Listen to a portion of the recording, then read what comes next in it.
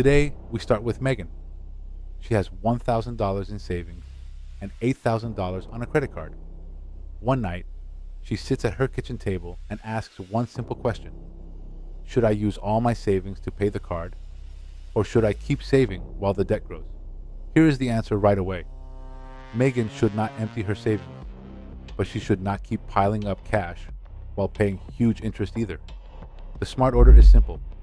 Pay every minimum, keep a small emergency fund, get any free match from work, attack the credit card, and then build bigger savings. But one number hiding on Megan's card bill is about to show why the order matters so much. Both choices seem wrong. If Megan keeps the money, the card charges interest. If she sends it all to the card, her savings falls to zero. She thinks, maybe I should just pay it and start over. Then she hears a strange sound from her car. The next morning, a mechanic tells her the repair will cost $600. If Megan had sent every saved dollar to the card, where would that $600 come from?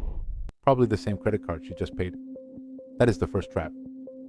Megan could empty her savings, then borrow again when life happens.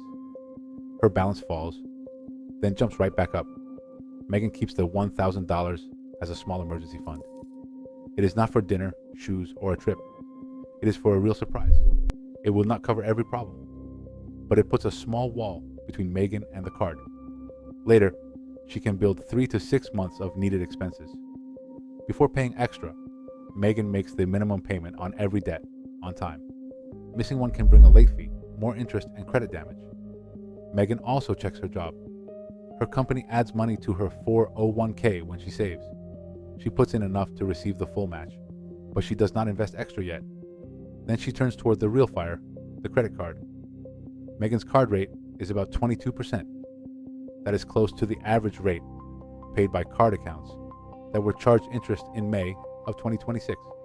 At that rate, $8,000 can create almost $148 of interest in the first month alone. Megan writes 148 on a piece of paper and puts it beside her phone. That is more than her power bill. It is a week of food, and the card can take it again next month. Now Megan sees the truth. Waiting is also a choice, and waiting has a price. Nearly $150 may disappear just to pay for last month's debt. It buys nothing new. It only keeps the old balance alive.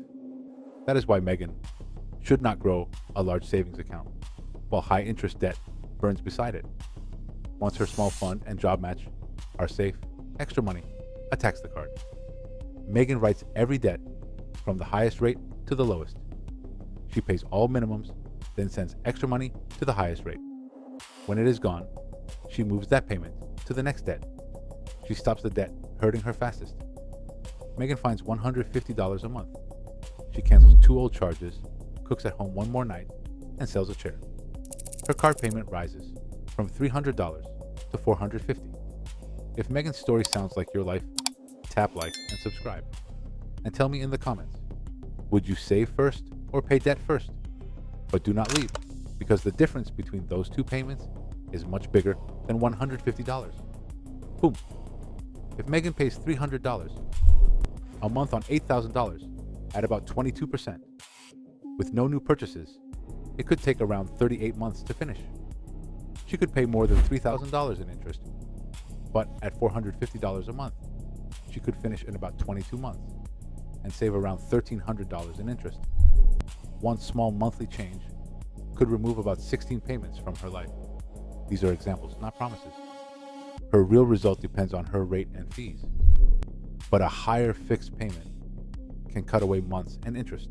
When the card is gone, Megan does not spend that $450. She keeps making the payment, but now she sends it to herself. She grows her emergency fund. Her needed costs are $3,000 a month, so her first goal is $9,000, or 3 months of bills. Later, she may grow it towards 6. She is buying time. If work cuts her hours, or the car breaks, she does not need to bring the credit card back from the dead. After that fund is ready, Megan can send more toward retirement and other goals. The money that once paid interest can now help her future grow. So what is the right order for 2026? Pay at least the minimum on every debt. Keep a small emergency fund so one surprise does not push you backward. Get the full job match if one is offered, and you can do it. Then attack high-interest credit card debt. When it is gone, build 3 to 6 months of needed expenses. After that, put more money toward investing and lower interest goals. The order can change if Megan may lose her job, has a health problem, or knows a large bill is coming. She may need more cash first. But in her normal situation, $1,000 plus a hard attack on the card gives her protection and speed. Megan thought she had to choose saving or debt. She did not. She needed to put them in the right order. Her savings protects today. Her debt payment protects tomorrow. And when the card is finally gone, the same payment can build her future. If this made the answer simple, give the video a thumbs up and subscribe. Then comment Megan if you are ready to stop guessing and give every dollar its next job. You do not need to fix everything tonight. Keep a small shield, put out the biggest fire, and then start building.